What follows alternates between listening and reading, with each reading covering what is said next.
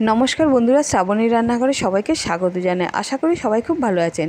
আজ আমি চিকেনের একটা খুব সুন্দর রেসিপি নিয়ে চলে এসেছি, লেমন পেপার চিকেন। এর মধ্যে খুব বেশি মশলা হয় না, কিন্তু খেতে হয় অসাধারণ। যখন কিছু খেতে ভালো লাগে না, তখন এই চিকেন খেলে মুখে রুচি আসে। আর বন্ধুরা, আমার এই ভিডিও যদি ভালো লেগে থাকে তাহলে প্লিজ সাবস্ক্রাইব করবেন আর পাশে থাকা বেল আইকনটিতে ক্লিক করে দেবেন। যখনই কোনো নতুন ভিডিও আপলোড করব সাথে সাথে আপনার কাছে পৌঁছে যাবে। ঠিক আছে, তাহলে শুরু করছি। আমি এখানে বড় দেখে 4 পিস চিকেন নিয়ে নিয়েছি। খুব বেশি পরিমাণে করিনি, অল্প করে বানিয়েছি।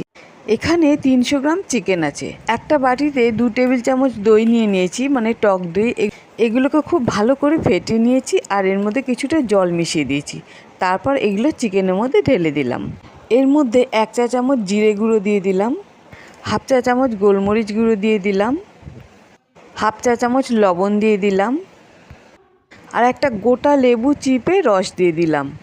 আমি লেবুটাকে কেটে 2 টুকরো করে নিয়ে ভেতর থেকে বীজ বার করে নিয়ে প্রথমে একটা অংশ থেকে চিপে রস বার করে নিলাম, পরে আরেকটা অংশ চিপে রস বার করে এর মধ্যে দিয়ে দিলাম।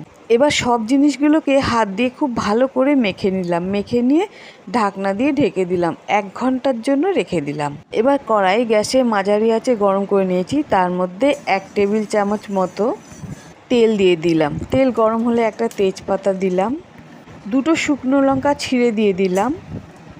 শুকনো লঙ্কাগুলো যতক্ষণ না ভালো করে ভাজা হচ্ছে, এগুলোকে ভেজে নিলাম।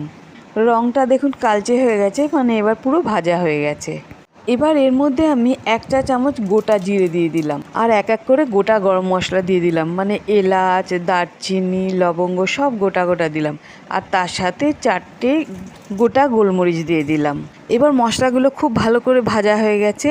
ম্যারিনেট করা মাংসের ঢাকনা খুলে দিলাম। আবার এগুলোকে হাত দিয়ে ভালো করে মেখে নিয়ে এক এক করে মাংসগুলো কড়াইতে ছেড়ে দিলাম। তারপর ভালো করে নাড়তে থাকলাম। আমি যেহেতু এখানে 300 গ্রাম মাংস নিয়েছি, সেহেতু অল্প অল্প সব মশলা দিয়েছি। আপনারা যদি বেশি পরিমাণে করেন তখন মশলার পরিমাণটা একটু বেশি বাড়িয়ে দেবেন। এবার এর মধ্যে হাফ চা চামচ রসুন বাটা দিয়ে দিলাম। ভালো করে নাড়তে থাকলাম, মশলাগুলো যাতে পুরো মাংসের সাথে খুব ভালো করে মেখে যায়।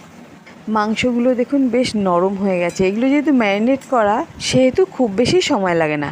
এবার এর মধ্যে বাকি যে ঝোলগুলো ছিল, মানে যে ম্যারিনেট করা ঝোলগুলো, ওগুলো দিয়ে দিলাম। এরকম নাড়তে নাড়তে মিনিট 5 রান্না করে ফেললাম। তারপর আমি এর মধ্যে কিছু পরিমাণ কুচানো আদা দিয়ে দিলাম, মানে হাফ ইঞ্চি আদা কুচিয়ে দিয়ে দিলাম। দিয়ে এগুলোকে ভালো করে নাড়তে থাকলাম। কিছুক্ষণ নেড়ে চেড়ে নিয়ে ঢাকনা দিয়ে ঢেকে দিলাম। ঢাকনা দিয়ে আমি মিনিট 5 মতো রেখে আবার খুলে দিলাম। এই সময় আমি হাই ফ্লেমে এটা রান্না করছি, যাতে এই গ্রেভিগুলো গাঢ় হয়ে যায় আর মশলাগুলো খুব সুন্দর রান্না হয়। গ্রেভি অনেকটাই শুকিয়ে এসেছে। এর মধ্যে আমি এবার হাফ চা চামচ গোলমরিচ গুঁড়ো দিয়ে দিলাম, আবার একবার দিয়ে দিলাম। গ্রেভি ভালো করে শুকিয়ে যাওয়ার পর এর মধ্যে সামান্য একটু জল দিয়ে দিলাম। প্রয়োজন মতো যতটা ইচ্ছে হয় নিজের মতো দিয়ে দেবেন।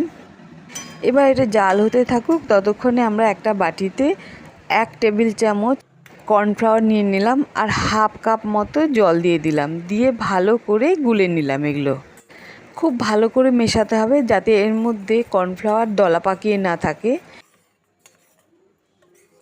খুব ভালো করে মিশিয়ে নেওয়ার পর এগুলো চিকেনের মধ্যে ঢেলে দিলাম। এগুলো ভালো করে নেড়ে চেড়ে জাল হতে দিলাম।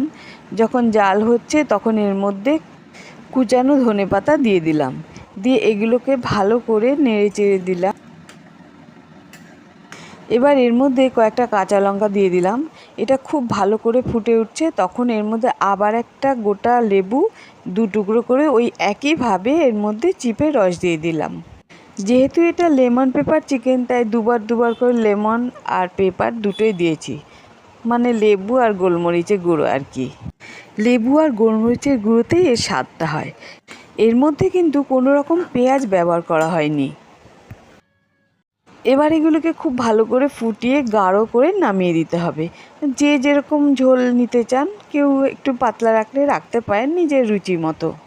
এবার আমি একটা প্লেটে নামিয়ে নিলাম। এর চিকেনটাও ভালো লাগে, আবার ঝোলটাও স্যুপের মতো করে খাওয়া যেতে পারে, খুব সুন্দর লাগে। তাহলে বন্ধুরা, এরপর আমি আবার একটা নতুন রেসিপি নিয়ে চলে আসব। ধন্যবাদ, ভালো থাকবেন।